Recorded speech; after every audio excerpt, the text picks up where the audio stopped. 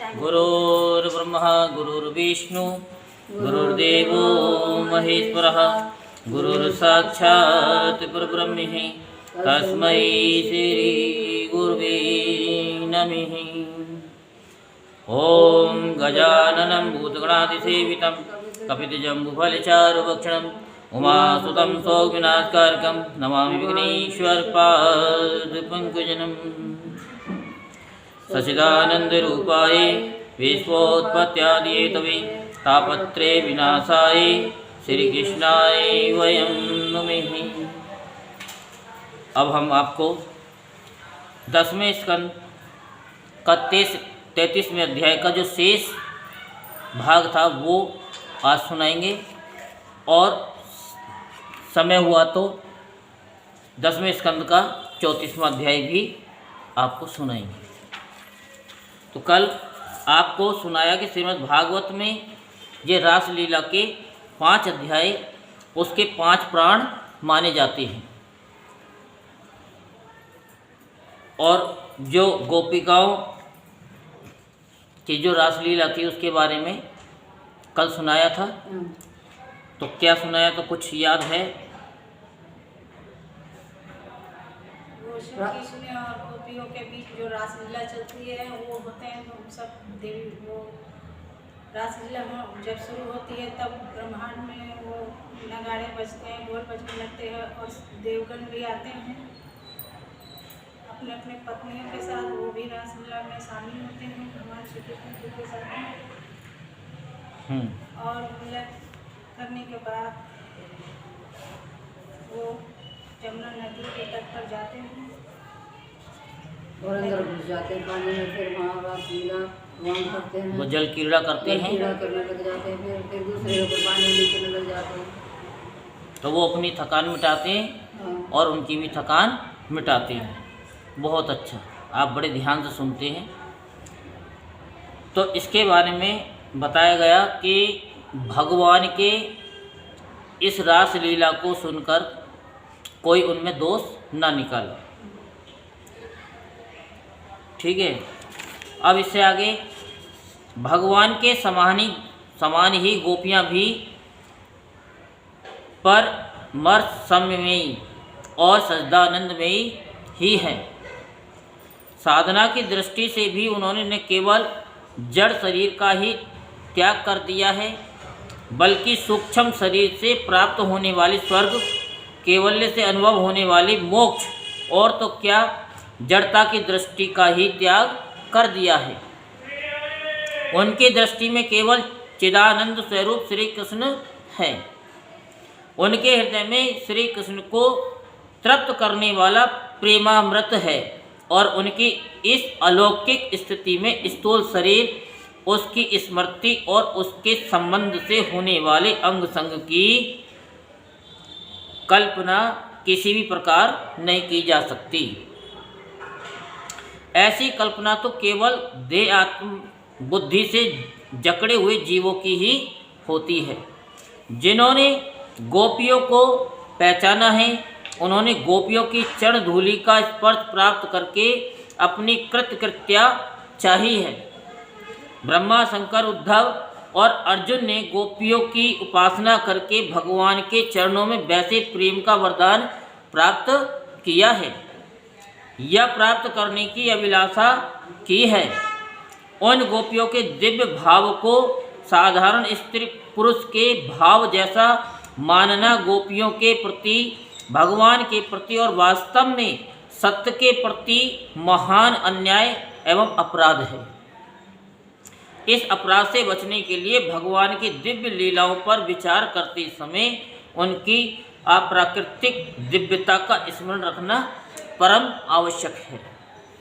भगवान का चिदानंद घन शरीर दिव्य है, वह अजन्मा और अविनाशी है, हानोस्पादान रहित है, वह नित्य सनातन शुद्ध भगवत स्वरूप ही है।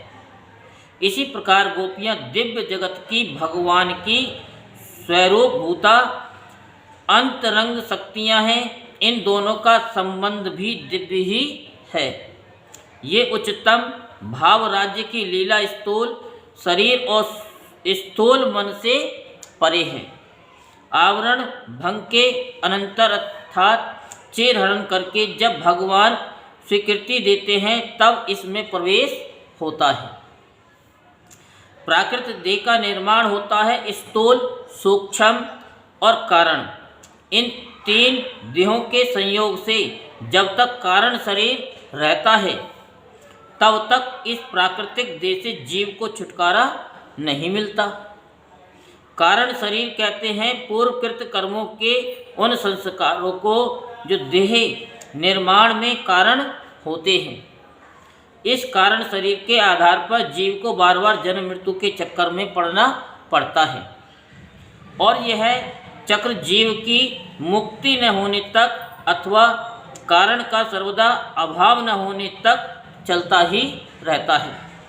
इसी कर्म बंधन के कारण पांच भौतिक स्थूल शरीर मिलता है जो रस, मांस, अस्थि आदि से भरा और चमड़े से ढका होता है। प्रकृति के राज्य में जितने शरीर होते हैं सभी वस्तुतः योनि और बिंदु के संयोग से ही बनते हैं।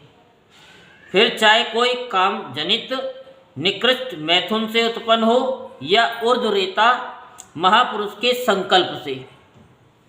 बिंदु के अधोगामी होने पर कर्तव्य रूप श्रेष्ठ मैथुन से हो अथवा बिना ही मैथुन के नाभि, हृदय, कंठ, कर्ण, नेत्र, सिर, मस्तक आदि के स्पर्श से, बिना ही स्पर्श के केवल दृष्टि मात्र से अथवा बिना देखे केवल संकल्प से ही उत्पन्न हो, ये मैथुनी, अमैथुनी अथवा कभी कभी स्त्री या पुरुष शरीर के बिना भी उत्पन्न होने वाले सभी शरीर हैं।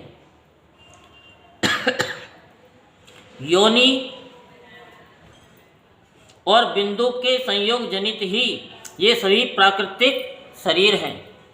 इसी प्रकार योगियों के द्वारा निर्मित निर्माण काय यद्यपि अपेक्षाकृत शुद्ध है परंतु वे भी प्राकृतिक ही है। पितृ या देवों के दिव्य कहलाने वाले शरीर भी प्राकृतिक ही हैं। अप्राकृतिक शरीर इन सबसे विलक्षण हैं जो महाप्रलय में भी नष्ट नहीं होते। और भगवत देव तो साक्षात भगवत स्वरूप ही है। देव शरीर प्राय रक्त, मांस, मेद, अस्थि वाले नहीं होते। अप्राकृतिक शरीर भी नहीं होते। फिर भगवान श्री कृष्ण का भगवत स्वरूप शरीर तो रक्त, मांस, अस्थि में होता ही कैसे? वह तो सर्वदा चिदानंद में है। उसमें देह देही, गुण गुणी, रूप रूपी, नाम नामी और लीला तथा लीला पुरुषोत्तम का भेद नहीं है। श्री कृष्ण का एक एक अंग पूर्ण श्री कृष्ण है। श्री कृष्ण का मुखमंडल जैसे पूर्ण कृष्ण है वैसे ही श्री कृष्ण का पदनख भी पूर्ण श्री कृष्ण है। श्री कृष्ण की सभी इंद्रियों से सभी काम हो सकते हैं। उनके कान देख सकते हैं, उनकी आंखें सुन सकती हैं, उनकी नाक स्पर्श कर सकती है, उनकी रसना सूंघ सकती है, उनकी त्वचा स्वाद ले सकती है, वे हाथों से देख सकते हैं, आँखों से चल सकते हैं। श्री कृष्ण का सब कुछ श्री कृष्ण होने के कारण वे सर्वदा पूर्णतम हैं। इसी से उनकी रूप माधुरी नित्य वर्धनशील, नित्य नवीन सौंदर्यमयी है। उसमें ऐसा चमत्कार है कि वह स्वयं अपने को ही आकर्षित कर लेती है। फिर उनके सौंदर्य माधुर्य से गौ, हरिण और वृक्ष बेल पुलकित हो जाएं, इसमें तो कहना ही क्या है। भगवान के ऐसे स्वरूप भूत शरीर से गंदा मैथुन कर्म संभव नहीं। मनुष्य जो कुछ खाता है उससे क्रमशः रस, रक्त, मांस, मेद, मज्जा और अस्थि बनकर अंत में शुक्र बनता है।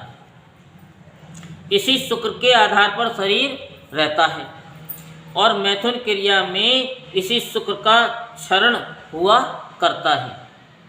भगवान का शरीर न तो कर्मजन्य है न मैथुनी सृष्टि का है और न देवी ही है।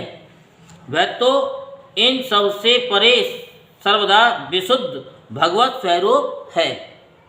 उसमें रक्त मांस अस्थि आदि नहीं है, अतएव उसमें शुक्र भी नहीं है। इसलिए उसमें प्राकृतिक पांच भौतिक शरीरों वाले स्त्री पुरुषों के रमण या मैथुन की कल्पना भी नहीं हो सकती। इसलिए भगवान को उपनिषद में अखंड ब्रह्मचारी बतलाया गया है। इसी शरीर से भगवान में उनके लिए अवरुद्ध, सौरथ आदि शब्द आए हैं। फिर कोई शंका करे कि उनके 16,108 रानियाँ इतने पुत्र कैसे हुए, तो इसका सीधा उत्तर यही है कि ये सारी भगवती सृष्टि थी, भगवान के संकल्प से हुई थी। जैसे जादूगर जैसा दिखाता है वैसा ही हमें दिखता है। जादूगर जैसे हमें दिखाता वैसे ही दिखता है ना। क्या वो मार देता है? लेकिन दिखाएगा कि मार दिया। गर्दन अलग कर दी कबूतर की, इंसान की भी 3 पीस कर दिए। क्या 3 पीस हो गए? नहीं, फिर वो साबुत खड़ा कर देता है। ऐसे ही भगवान जिसको जैसा दिखाना चाहते हैं वैसा ही देखते हैं। भगवान के शरीर में जो रक्त मांस आदि दिखलाई पड़ते हैं वह भी भगवान की योग माया का चमत्कार है। इस विवेचन से भी यही सिद्ध होता है कि गोपियों के साथ भगवान श्री कृष्ण जो रमण हुआ वे सर्वदा दिव्य भगवत राज्य की लीला है, लौकिक काम क्रीड़ा नहीं है। इन गोपियों की साधना पूर्ण हो चुकी है। भगवान ने अगली रात्रियों में उनके साथ विहार करने का प्रेम संकल्प कर लिया। इसी के साथ उन गोपियों को भी नित्य सिद्धा हैं जो लोक दृष्टि से विवाहिता भी हैं। इन्हीं रात्रियों में दिव्य लीला में सम्मिलित करना है। वे अगली रात्रियां कौन सी हैं? ये बात भगवान की सृष्टि के सामने है। उन्होंने शारदीय रात्रियों को देखा। भगवान ने देखा कि इसका अर्थ सामान्य नहीं विशेष है। जैसे सृष्टि के प्रारंभ में से छत्र एको हम बहुश्याम भगवान के इस ईषण से जगत की उत्पत्ति होती है, वैसे ही रास के प्रारंभ में भगवान के प्रेम विक्षण से शरत काल की दिव्य रात्रियों की अलौकिक अप्राकृतिक सृष्टि होती है। मल्लिका पुष्प, चंद्रिका आदि समस्त उद्दीपन सामग्री भगवान के द्वारा विकसित हैं, अर्थात लौकिक नहीं। अलौकिक अप्राकृतिक गोपियों ने अपना मन श्री कृष्ण के मन में मिला दिया था। उनके पास स्वयं मन न था। अब प्रेम दान करने वाले श्री कृष्ण ने विहार के लिए नवीन मन की, दिव्य मन की सृष्टि की।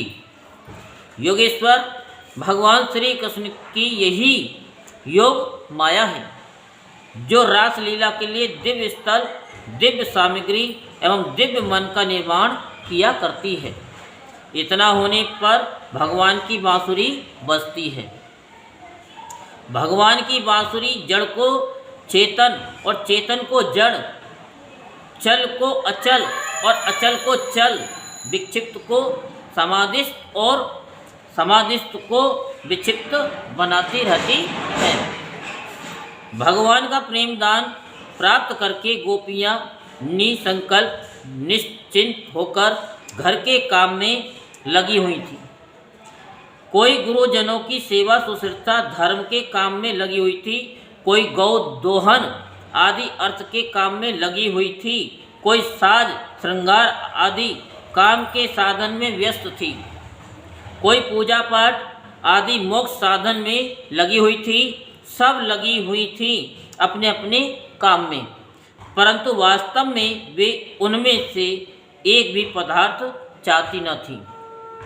यही उनकी विशेषता थी और इसका प्रत्यक्ष प्रमाण यह कि बंसी ध्वनि सुनते ही कर्म की पूर्णता पर उनका ध्यान नहीं गया कि काम पूरा होगा तब जाएंगे। नहीं, काम पूरा करके चलें ऐसा उन्होंने नहीं सोचा।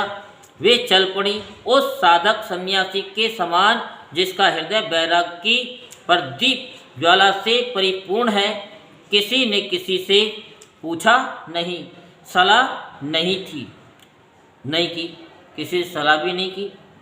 अस्त व्यस्त गति से जो जैसी थी वैसी ही श्री कृष्ण के पास पहुंच गई। वैराग्य की पूर्णता और प्रेम की पूर्णता एक ही बात है, दो नहीं। गोपियां ब्रज और श्री कृष्ण के बीच में मूर्तिमान वैराग्य है या मूर्तिमान प्रेम, क्या इसका कोई निर्णय कोई कर सकता है? साधना के दो भेद हैं, मर्यादापूर्ण वेद साधना और मर्यादा रहित अभेद प्रेम साधना। दोनों के ही अपने अपने स्वतंत्र नियम हैं। वैध साधना में जैसे नियमों के बंधन का, सनातन पद्धति का, कर्तव्यों का और विविध पालनीय कर्मों का त्याग साधना से भ्रष्ट करने वाला और महान हानिकारक है, वैसे ही अवैध प्रेम साधना में इनका पालन कलंक रूप होता है। ये बात नहीं है कि सब आत्मोन्नति के साधनों को वह अवैध प्रेम साधना का साधक जानबूझकर छोड़ देता है। बात यह है कि वह स्तर ही ऐसा है जहाँ इनकी आवश्यकता नहीं है, वे वहाँ अपने आप वैसे ही छूट जाते हैं। जैसे नदी के पास पहुँच जाने पर स्वाभाविक ही नौका की सवारी छूट जाती है। जमीन पर न तो नौका पर बैठकर चलने का प्रश्न उठता है और न ऐसा चाहने या करने वाले बुद्धिमान ही माना जाता है। ये सब साधन वहीं तक रहते जहाँ तक सारी वृत्तियाँ सहज स्वेच्छा से सदा सर्वदा एकमात्र भगवान की ओर दौड़ने नहीं लग जाती। इसलिए भगवान ने गीता में एक जगह तो अर्जुन से कहा, क्या कहा कि अर्जुन, यद्यपि तीनों लोकों में मुझे कुछ भी करना नहीं है और न मुझे किसी वस्तु को प्राप्त ही करना है, जो मुझे न प्राप्त हो तो भी मैं कर्म करता ही हूँ।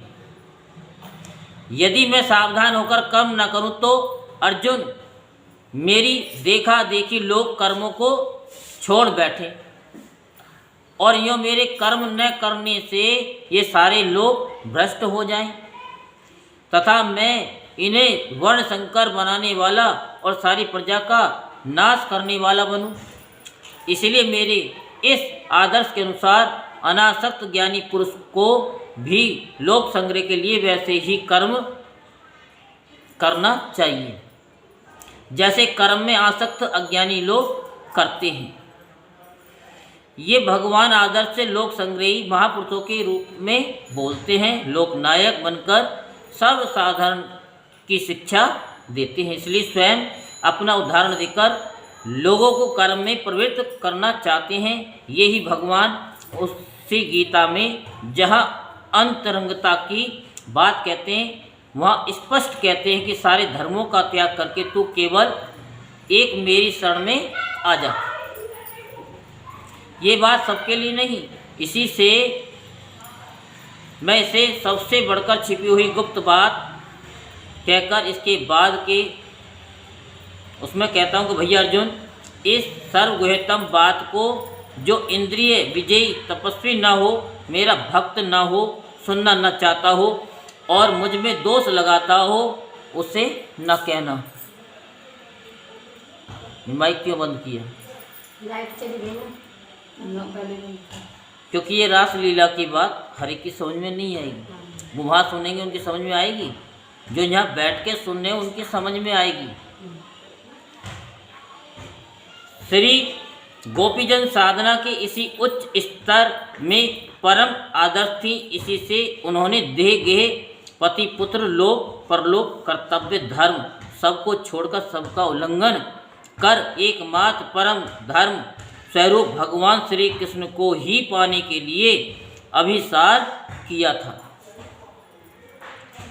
उनका ये पति पुत्रों का त्याग, ये सर्वधर्म का त्याग ही उनके स्तर के अनुरूप स्वधर्म है। हम सर्वधर्म त्याग रूप स्वधर्म का आचरण गोपियों जैसे उच्च स्तर के साधकों में ही संभव है, क्योंकि ये सब धर्मों का यह त्याग वही कर सकते हैं जो इसका यथाविधि पूरा पालन कर चुकने के बाद इसके परम फल अनन्य और अचिंत्य देव दुर्लभ भगवत प्रेम की प्राप्त कर चुकते हैं। वे भी जानबूझकर त्याग नहीं करते। सूर्य का प्रखर प्रकाश हो जाने पर तेल दीपक की भांति स्वतः ही वे धर्म उसे त्याग देते हैं। ये त्याग तिरस्कार मूलक नहीं वरन तृप्ति मूलक है। भगवत प्रेम की ऊंची स्थिति का यही स्वरूप है। देव ऋषि नारद जी का एक सूत्र है, वेदानापि संयति केवलम विच्छिन्नानुरागम लभते, अर्थात जो वेदों का वेद मूलक समझ धर्म मर्यादा का भी भली भांति त्याग कर देता है, वह अखंड असीम भगवत प्रेम को प्राप्त करता है। जिसको भगवान अपनी वंशी ध्वनि सुनाकर नाम लेकर बुलाएं, वह भला किसी दूसरे धर्म की ओर ताककर कब और कैसे रुक सकता है। रोकने वालों ने रोका भी, परंतु हिमालय से निकलकर समुद्र में गिरने वाली ब्रह्मपुत्री नदी की प्रखर धाराओं को क्या कोई रोक सकता है। वे न रोकी जा सकी। उनके चित्त में कुछ प्रासक्तन संस्कार अविशिष्ट थे। वे अपने अनादि कार्य के कारण सशरीर जाने में समर्थ न हुई। उनका शरीर घर में पड़ा रह गया। भगवान के वियोग दुख से उनके सारे कलुष धुल गए। ध्यान में प्राप्त भगवान के प्रेम आलिंगन से उनके समस्त सौभाग्य का परम फल प्राप्त हो गया और वे भगवान के पास सशरीर जाने वाली गोपियों के पहुंचने से पहले ही भगवान के पास पहुंच गई, भगवान से मिल गई। ये शास्त्र का प्रसिद्ध सिद्धांत है कि पाप पुण्य का कारण ही बंधन होता है और शुभाशुभ का भोग होता है। शुभाशुभ कर्मों के भोग से जब पाप पुण्य दोनों नष्ट हो जाते हैं तब जीव की मुक्ति हो जाती है। यद्यपि गोपियां पाप पुण्य से रहित श्री भगवान की प्रेम प्रतिमा स्वरूपा थी, तथापि लीला के लिए ये दिखाया गया कि अपने प्रियतम श्री कृष्ण के पास न जा सकने से उनके विरहनल से उनको इतना महान संताप हुआ कि उससे उनके संपूर्ण अशुभ का भोग हो गया। उनके समस्त पाप नष्ट हो गए और प्रियतम भगवान के ध्यान से उन्हें इतना आनंद हुआ कि उससे उनके सारे पुण्यों का फल मिल गया। इस प्रकार पाप पुण्यों का पूर्ण रूप से अभाव होने से उनकी मुक्ति हो गई। चाहे किसी भी भाव से हो, काम से, क्रोध से, लोभ से, जो भगवान के मंगल में श्री विग्रह का चिंतन करता है उसके भाव की अपेक्षा न करके वस्तु शक्ति से ही उसका कल्याण हो जाता है। ये तो आपको बता रखा है कि भगवान कहते हैं तुम्हें कोई चीज़ छोड़ने की जरूरत नहीं है। बहुत से कहते काम छोड़ दो, लोभ छोड़ दो, मोह छोड़ दो, कुछ नहीं छूटेगा। भगवान कहते हैं जो मेरा नाम लेता है उसे कोई चीज़ छोड़ने की जरूरत नहीं है, मैं सब कुछ देता हूँ। तो ये वही चीज़ बताई जा रही है। ये भगवान के श्री विग्रह की विशेषता है कि भाव के द्वारा तो एक प्रस्तर मूर्ति भी परम कल्याण का दान कर सकती है। बिना भाव के ही कल्याण दान भगवत विग्रह का सहज दान है। पता चल गया, मूर्ति भी क्या कर सकती है, बताइए। समझ में नहीं आता तो पूछ लिया करो। प्रस्तर मूर्ति भी परम कल्याण का दान कर सकती है। अच्छा, मूर्ति मूर्ति भी दान मतलब आदमी को मतलब वो कर सकती है, पार कर सकती है। जैसे धन्ना जाट हाँ का सिलवट्टा था, हाँ ठीक है, उसने भोग लगा करके हाँ कथा सुनाई ना, भोग लगा लो, लगा लो, जब तक ना लगाओगे तब मैं तक नहीं खाऊंगा, हाँ। तो उसी में से भगवान प्रकट हो गई। तो ऐसे ही जब मूर्तियों के पास जाते हैं, हम कोई भाव रखते हैं, या कथा में भी हम सुनते हैं, कथा को जो यूट्यूब पे भी सुन रहे हैं, आप तो सुन ही रहे हैं, तो आपको भी वो फल मिल रहा है और यूट्यूब वालों को भी मिल रहा है कि उनको जो है हर चीज़ मिल रही है। बिना भाव के ही कल्याण दान भगवत विग्रह का सहज दान है।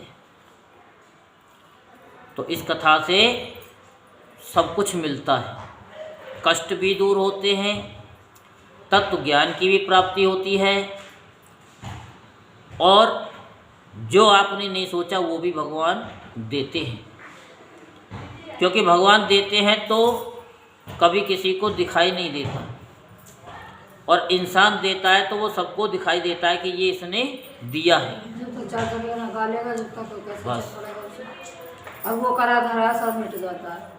तो इसलिए भगवान जब देते हैं तो किसी को दिखाई नहीं देते, और जब भगवान लेते हैं तो सबको दिखाई दे जाते हैं कि अब भगवान इससे रुष्ट हो गए हैं, अब इनके घर में कलह शुरू हो गया, पैसों की भी हानि होने लगी, मार पिटाई भी होने लगी, सारे दुश्मन होने लगे कि भैया इसकी विनाशकाली विपरीत बुद्धि हो गई, बुद्धि भी उसकी काम नहीं करती, क्योंकि भगवान उसकी बुद्धि को फेर देते हैं। तो भगवान ही बड़े लीला में हैं, जहाँ वे अखिल विश्व के विधाता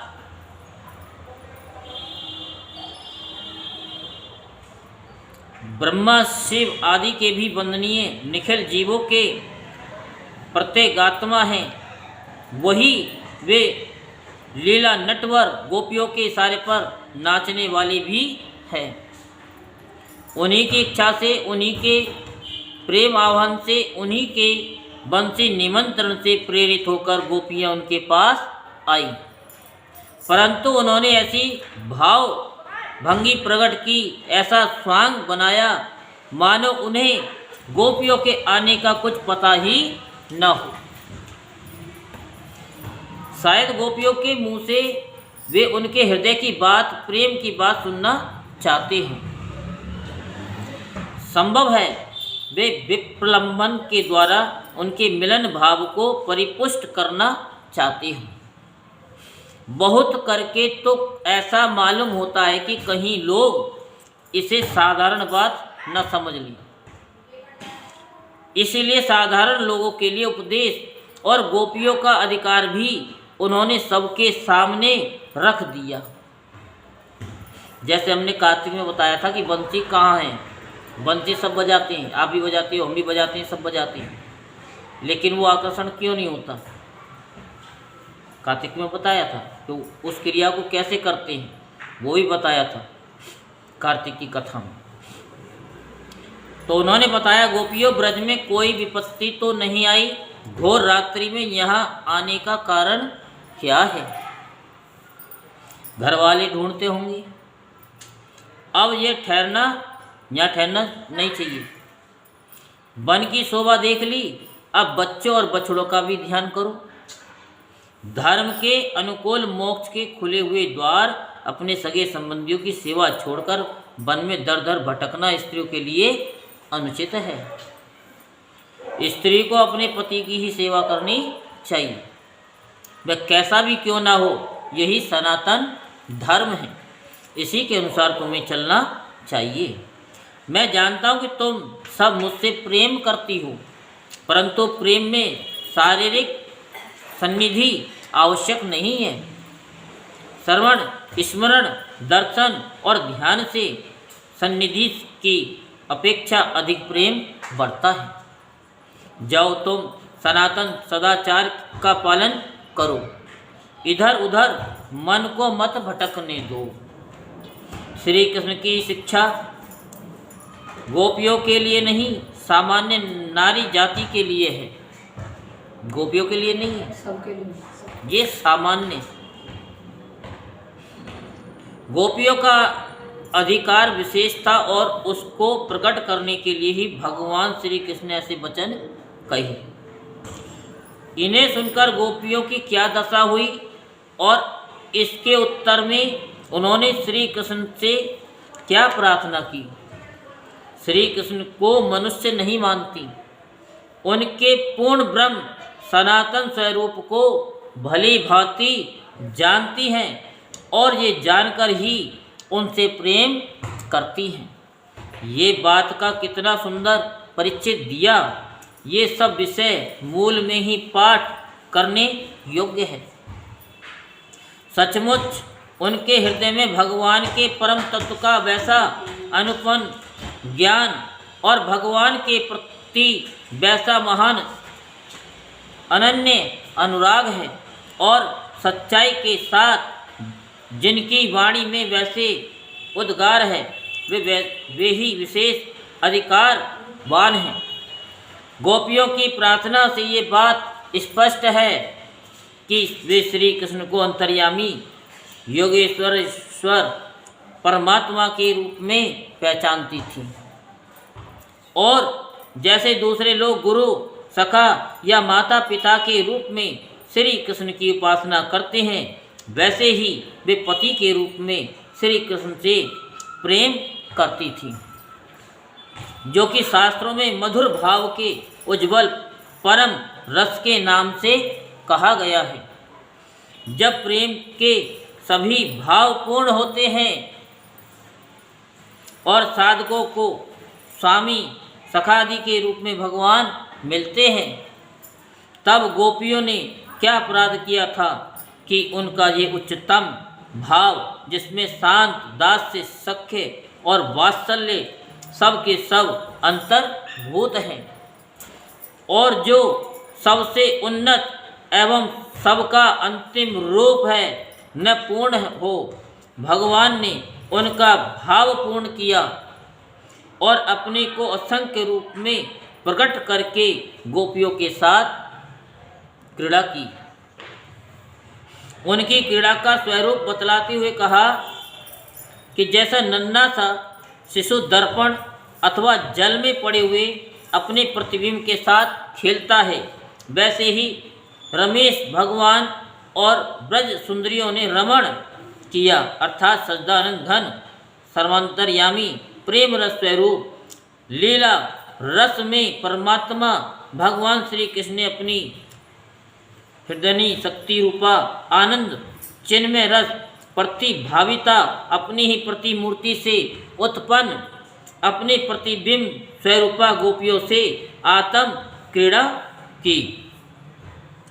पूर्ण ब्रह्म सनातन रस स्वरूप राज रसराज रसिक शेखर रस पर ब्रह्म अखिल रसामृत विग्रह भगवान श्री कृष्ण की इस चिदानंद रसमयी दिव्य क्रीड़ा का नाम ही रस है या रास है। इसमें न कोई जड़ शरीर था, न प्राकृतिक अंग संग था और न इसके संबंध की प्राकृतिक और स्थूल कल्पना ही थी। ये था चिदानंद में भगवान का दिव्य विहार, जो दिव्य लीला धाम में सर्वदा होते रहने पर भी कभी कभी प्रकट होता है। वियोग ही संयोग का पोषक है, मान और मद ही भगवान की लीला में बाधक है।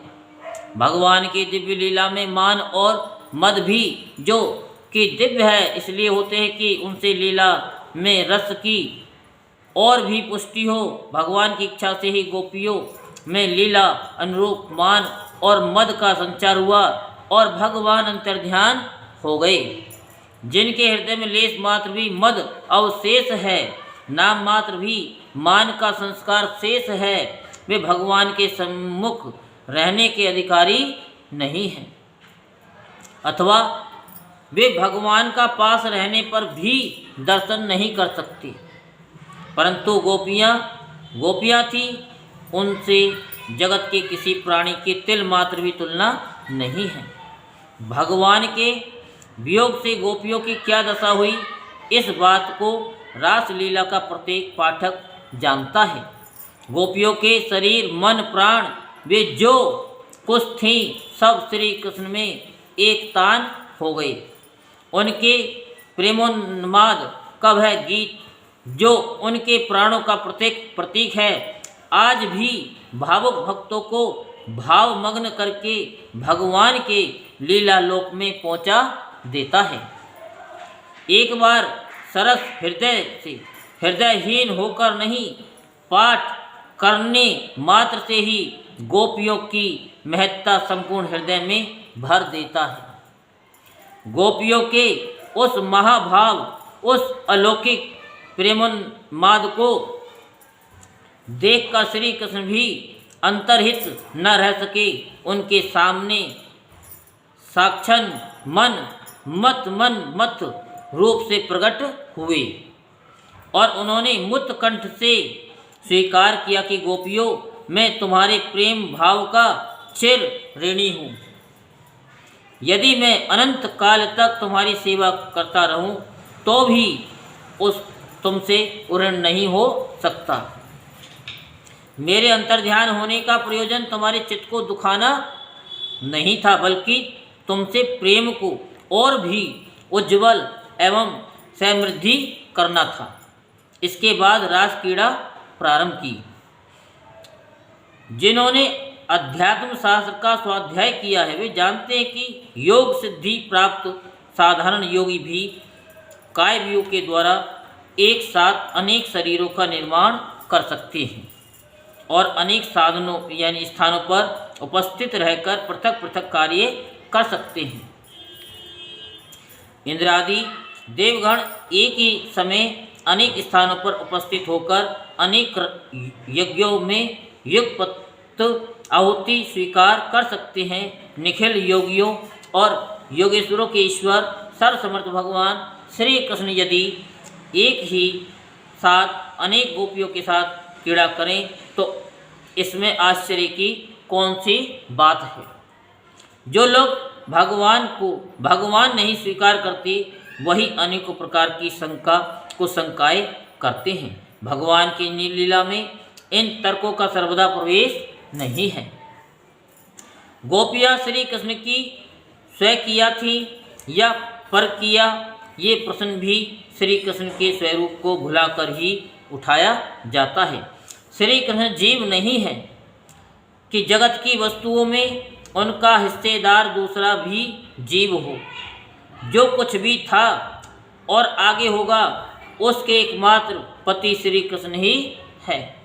अपनी प्रार्थना में गोपियों ने और परीक्षित के प्रश्न के उत्तर में श्री सुखदेव जी ने यही बात कही कि गोपियों के पति, उनके पुत्र, सगे संबंधी और जगत के समस्त प्राणियों के हृदय में आत्मा रूप से, परमात्मा रूप से जो प्रभु स्थित है वही श्री कृष्ण है।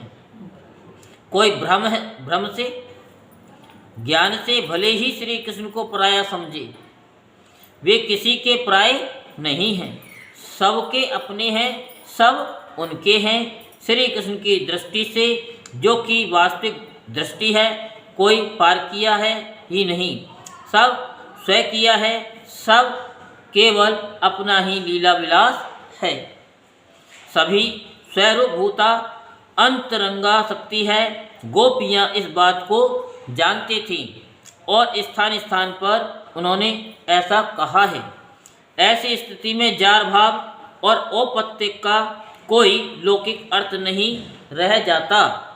जहाँ काम नहीं है, अंग संग नहीं है, वहाँ औपत्य और जार भाव की कल्पना ही कैसे हो सकती है। गोपियाँ पार किया नहीं थी, स्वयं किया थी, परंतु उनमें पार किया भाव था। पार किया होने में और पारकिया भाव होने में आकाश पाताल का अंतर है। पारकिया भाव में 3 बातें बड़े महत्व की होती हैं। अपने प्रियतम का निरंतर चिंतन, मिलन की उत्कंठा और दोष दृष्टि का सर्वदा अभाव। स्वकीय भाव में निरंतर एक साथ रहने के कारण ये तीनों बातें गौण हो जाती हैं, परंतु पारकिया भाव में ये तीनों भाव बने रहते हैं। कुछ गोपियाँ जार भाव से श्री कृष्ण को चाहती थीं। इसका इतना ही अर्थ है कि वे श्री कृष्ण का निरंतर चिंतन करती थीं, मिलने के लिए उत्कंठित रहती थीं और श्री कृष्ण के प्रति व्यवहार को प्रेम की आँखों से ही देखती थीं। चौथा भाव विशेष महत्व का और है, वह ये कि स्वकीय अपने घर का, अपना और अपने पुत्र एवं कन्याओं का पालन पोषण, रक्षा वेक्षण पति से चाहती हैं। वह समझती है कि इनकी देखरेख करना पति का कर्तव्य है, क्योंकि ये सब उसी के आश्रित हैं और वह पति से ऐसी आशा भी रखती हैं, कितनी ही पति पारायण क्यों न हो, स्वकीय में ये स्वकाम भाव छिपा रहता ही है। परंतु पारकिया और प्रियतम से कुछ नहीं चाहती, कुछ भी आशा नहीं रखती। वह तो केवल अपने को देकर ही उसे सुखी करना चाहती हैं। श्री गोपियों में ये भाव भी भली भांति प्रस्फुटित था। इसी विशेषता कारण संस्कृत साहित्य के कई ग्रंथों में निरंतर चिंतन के उदाहरण स्वरूप पारकिया भाव का वर्णन आता है। गोपियों के इस भाव के एक नहीं अनेक दृष्टांत श्रीमद्भागवत में मिलते हैं। इसलिए गोपियों पर पारकियापन का आरोप उनके भाव को न समझने के कारण है। जिसके जीवन में साधारण धर्म की एक हल्की सी प्रकाश रेखा आ जाती है, उसी का जीवन परम पवित्र और दूसरों के लिए आदर्श स्वरूप बन जाता है। फिर वे गोपियाँ जिनका जीवन साधना की चरम सीमा पर पहुँच चुका है, अथवा जो नित्य सिद्धा एवं भगवान की स्वरूप भूता हैं, या जिन्होंने कल्पों तक साधना करके श्री कृष्ण की कृपा से उनका सेवाधिकार प्राप्त कर लिया है, सदाचार का उल्लंघन कैसे कर सकती हैं और समस्त धर्म मर्यादाओं के संस्थापक श्री कृष्ण पर धर्म उल्लंघन का लांछन कैसे लगाया जा सकता है। श्री कृष्ण और गोपियों के संबंध में इस प्रकार की को कल्पनाएं उनके दिव्य स्वरूप और दिव्य लीला के विषय में अनभिज्ञता ही प्रकट करती है। श्रीमद्भागवत दशम स्कंद पर और रास पंचाध्यायी पर अब तक अनेक भाष्य और टीकाएं लिखी जा चुकी हैं, जिनके लेखकों में जगत गुरु श्री वल्लभाचार्य, श्रीधर स्वामी, श्री जीव गोस्वामी आदि हैं। उन लोगों ने बड़े विस्तार से रास लीला की महिमा समझाई है।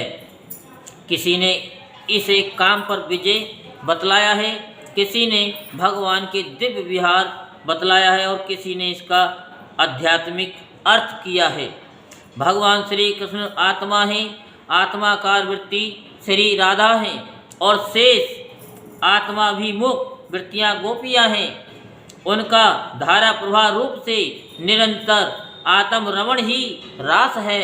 किसी भी दृष्टि से देखें, रास लीला की महिमा अधिकाधिक प्रकट होती है, परंतु इससे ऐसा नहीं मानना चाहिए कि श्रीमद्भागवत में वर्णित रास या रमण प्रसंग केवल रूपक या कल्पना मात्र है। वह सर्वदा सत्य है। क्या है? सर्वदा सत्य है। और जैसा वर्णन है वैसा ही मिलन विलास आदि रूप श्रृंगार का रसास्वादन भी हुआ था। भेद इतना ही है कि वे लौकिक स्त्री पुरुषों का मिलन न था। उनके नायक थे सच्चिदानंद विग्रह प्राप्त पर तत्व पूर्णतम स्वाधीन और निरंकुश स्वेच्छा विहारी गोपीनाथ भगवान नंदनंदन और नायिका थी स्वयं हिलादनी शक्ति श्री राधा जी। और उनकी कायव्यूह रूपा उनकी घनी भूत मूर्तियाँ श्री गोपीजन।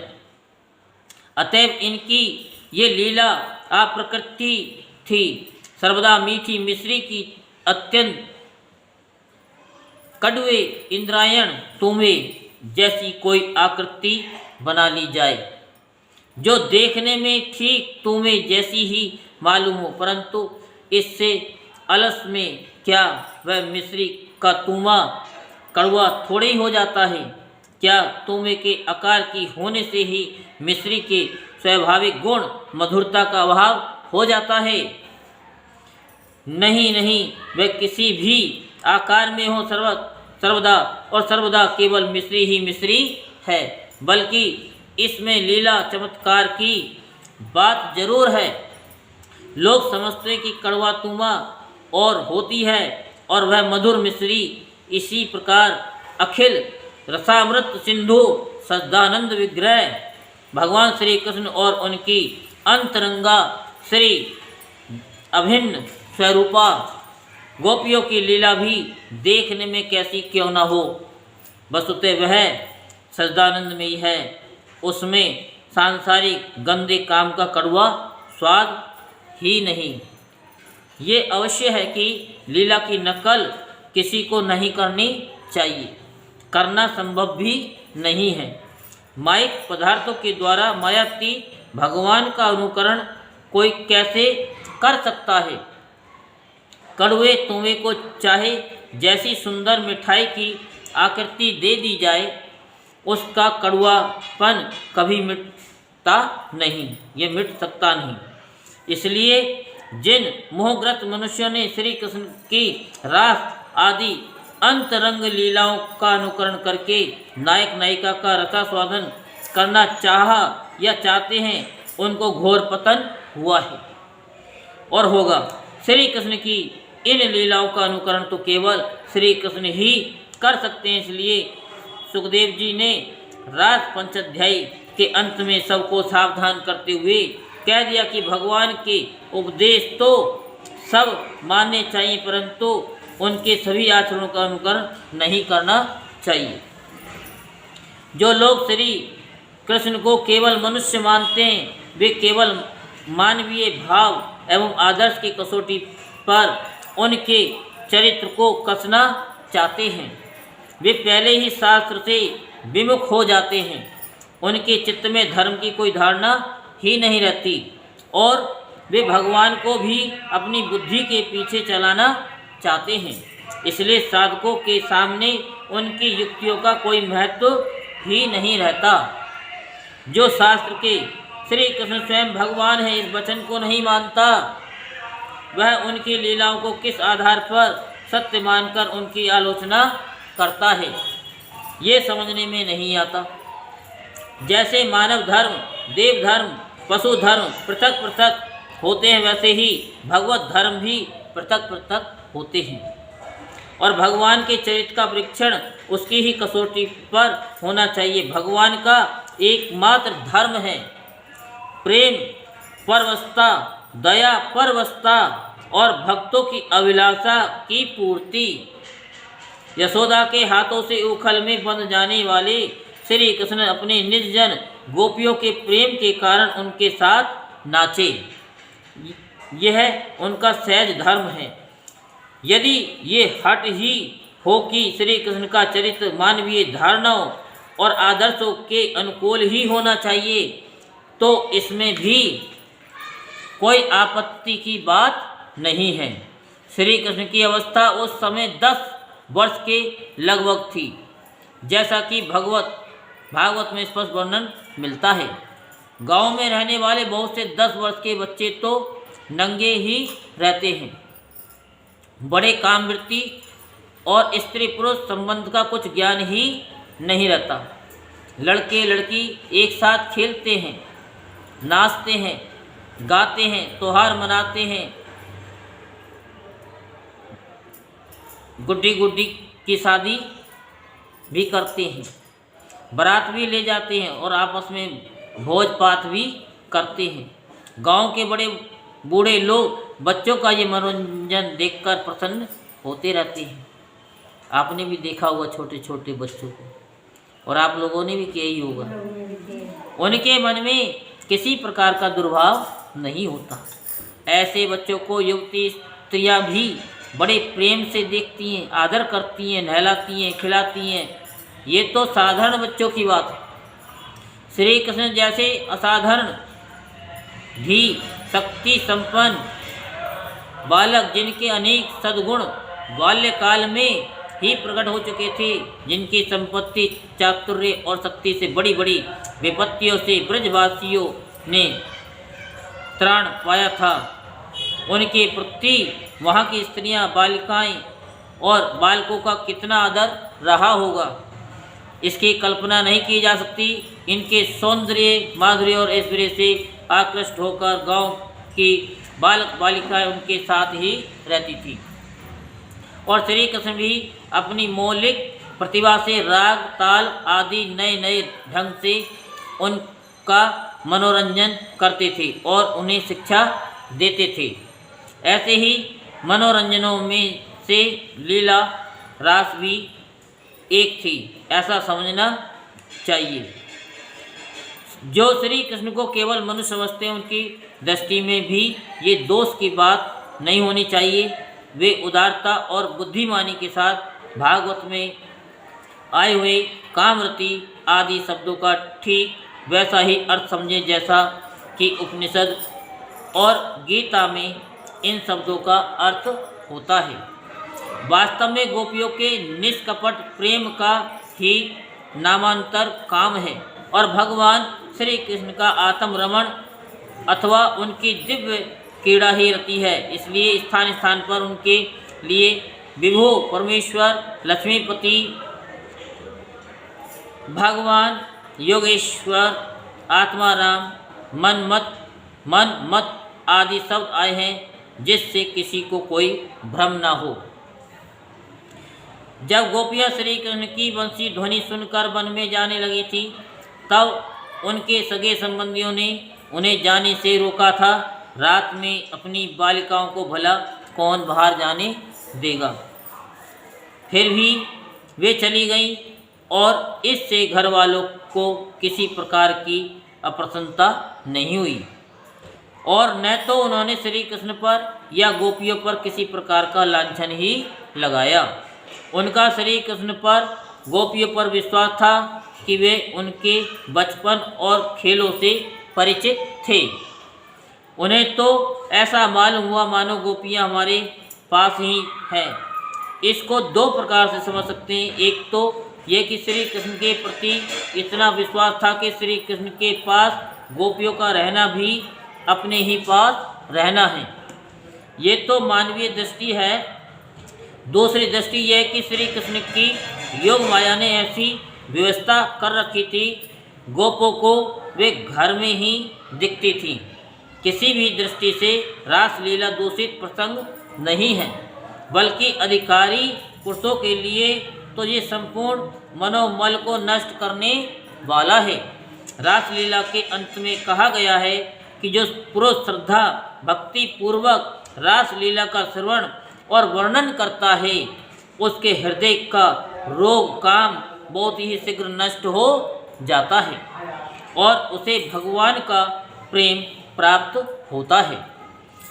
भागवत में अनेक स्थान पर ऐसा वर्णन आता है कि जो भगवान की माया का वर्णन करता है वह माया से पार हो जाता है।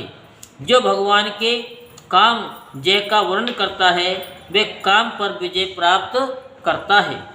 राजा परीक्षित ने अपनी प्रश्नों में जो शंकाएं की थी उसका उत्तर प्रश्नों के अनुरूप ही अध्याय 29 के श्लोक 13 से 26 तक और अध्याय 33 के श्लोक 30 से 37 तक श्री सुखदेव जी ने दिया।